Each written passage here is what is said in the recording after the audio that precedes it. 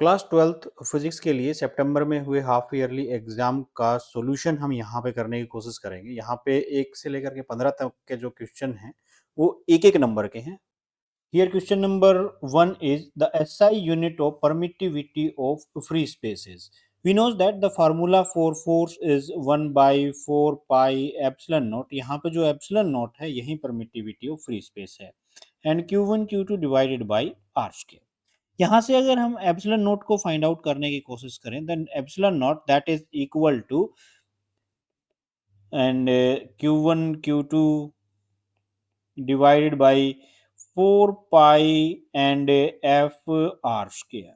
अब यहाँ से यूनिट्स को हम फाइंड आउट करने की कोशिश करें तो देखिए यहाँ पे क्योंकि ऊपर Q1 Q2 दो चार्ज हैं so we can simply write C square and then 4 pi यहाँ पे क्योंकि न्यूमेरिकल कांस्टेंट। फोर्स के लिए यूनिट की बात करें तो न्यूटन तो पर न्यूटन हो जाएंगी and r is the distance. Distance के लिए जो यूनिट्स होती हैं वो मीटर पर मीटर स्क्वायर। तो कूलम पर न्यूटन पर मीटर स्क्वायर। तो यहाँ पे बनता है option B is right. So first question के लिए जो ऑप्शन बनेगा वो बी होगा।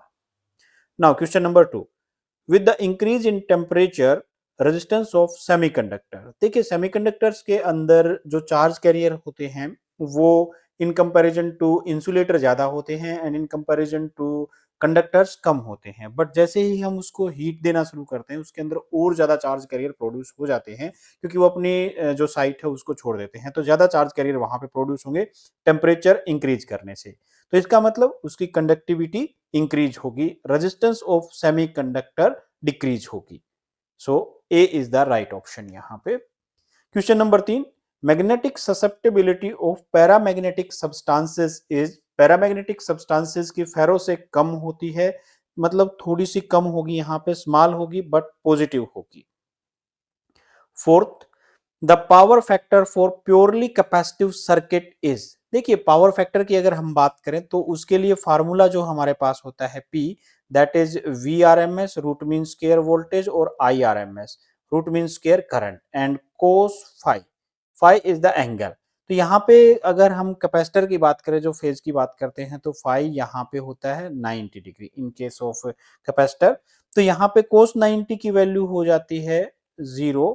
दैट्स वाई जो पावर फैक्टर आएगा इसका वो भी हमारे पास 0 आ जाएगा। So 0 is the right answer question number 4 के लिए।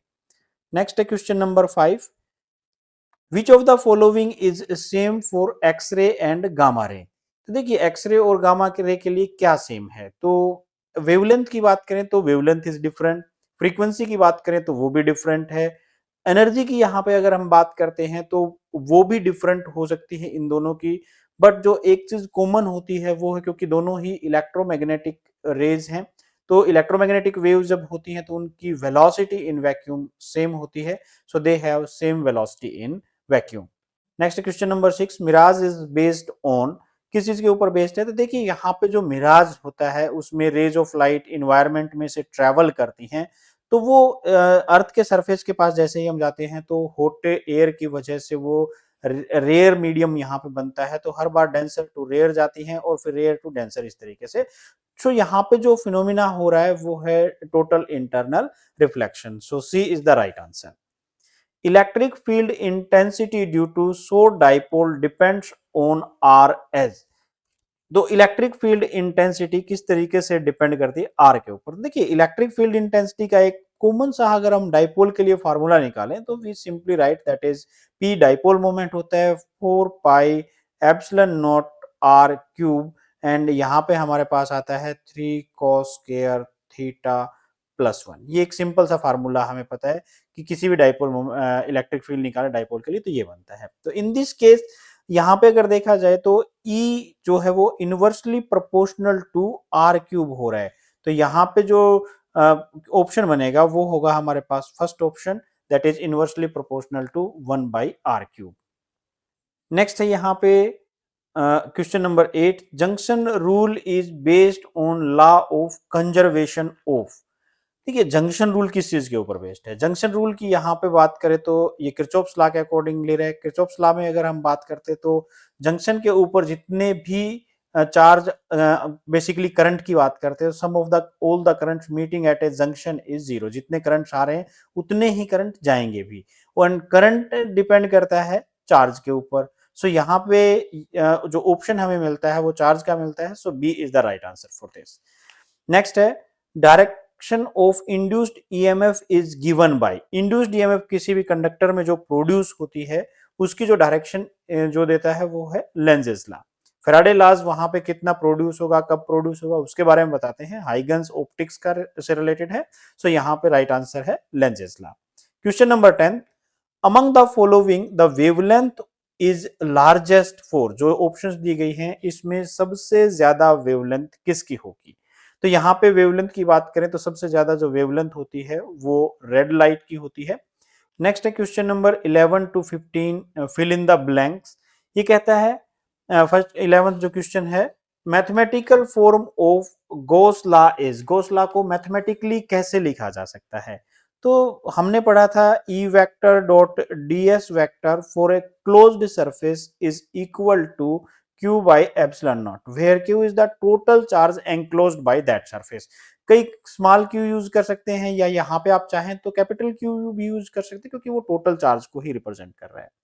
नेक्स्ट है यहाँ पे phase difference between current end voltage in AC circuit containing L only is.